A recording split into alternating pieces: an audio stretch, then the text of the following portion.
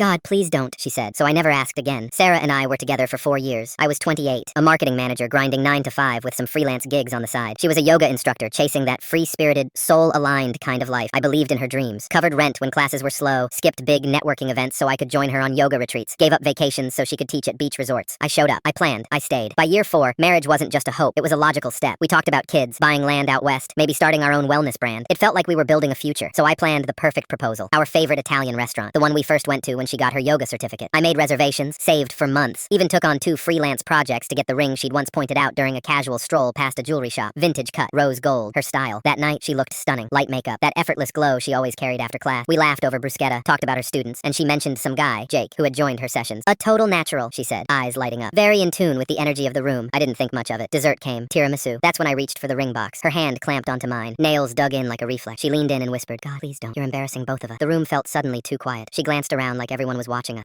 We're not that. Put it away. This isn't the time. Or maybe ever. I slid the box back into my pocket like it was radioactive. We finished dessert in silence. I paid. We left. Back at our apartment, I couldn't pretend. I asked her straight. What the hell was that? She didn't yell. Just looked tired. Like I'd asked her to carry groceries she hadn't agreed to. Things changed, she said. You're safe. Predictable. I need more flow than the gut punch. Jake, from yoga. We've been talking. Emotionally. Nothing physical yet. But he gets the spiritual side. He understands presence. Energy. You're just about plans and stability. It's not exciting anymore. How long? I asked. A couple months. She shrugged like she didn't just disassemble our life together in one breath. She didn't plan it. They talked after class. Grabbed coffee. He was divorced. Spontaneous. Made her feel alive. I nodded once. We're done then. She blinked. Just like that? Yeah, just like that. The next day, I returned the ring. Changed the locks. Blocked her number. No screaming. No subtweets. Just silence. In the months that followed, I put everything into myself. Got promoted. Reconnected with friends I'd neglected. Started lifting again. Laughed more. 3 months later, I met Emily at a work happy hour. Graphic designer. Meanwhile, Sarah's journey with Jake went as expected. He ghosted her after 2 months, claiming he needed space for his journey. We were just flowing. You're clinging too hard. Her words to me, reflected back at her. Ironic. Her class attendance dropped. She'd quit her part-time job to focus on her spiritual alignment with Jake. Now she was broke, crashing on her friend's couch. She had a full breakdown at a wellness fair. Month 5, the texts started. Can we talk? I miss our chats. You were always steady. I didn't realize how rare that is. Then voicemails. You were the only one who ever really showed up. I never replied. She showed up at my office once. Reception sent her away. Then came the guilt campaign. I responded once. Please stop. This is over. A few weeks later, I proposed to Emily. Then came the finale. Our engagement party. Emily's friends, my co-workers, our families, everyone celebrating. And through the side gate came Sarah, disheveled, holding a half-full wine glass like it was a lifeline. Alex, we need to talk. The crowd quieted. I saw the post. Engaged already? I was wrong. Jake was nothing. You were the one. Emily stepped forward, calm, collected. Oh, are you a friend? Sarah's smile cracked. Her voice shook. He's mine. Or he was. I made a mistake. I met her gaze. No, Sarah, you taught me exactly what I didn't want. Remember? We're not that. Her face twisted. That's not fair. You embarrassed me with that proposal. Now you're rubbing this in. No, I'm just living my life. You're the one who showed up uninvited, with wine and regrets. Her eyes welled up. But I love you. I shook my head. No, Sarah. You love how I made your life easier. You walked away from boring, remember? Now I'm with someone who actually wants me. She stood frozen, then turned and stormed out, sobbing. Emily squeezed my hand. I didn't feel smug. I just felt free.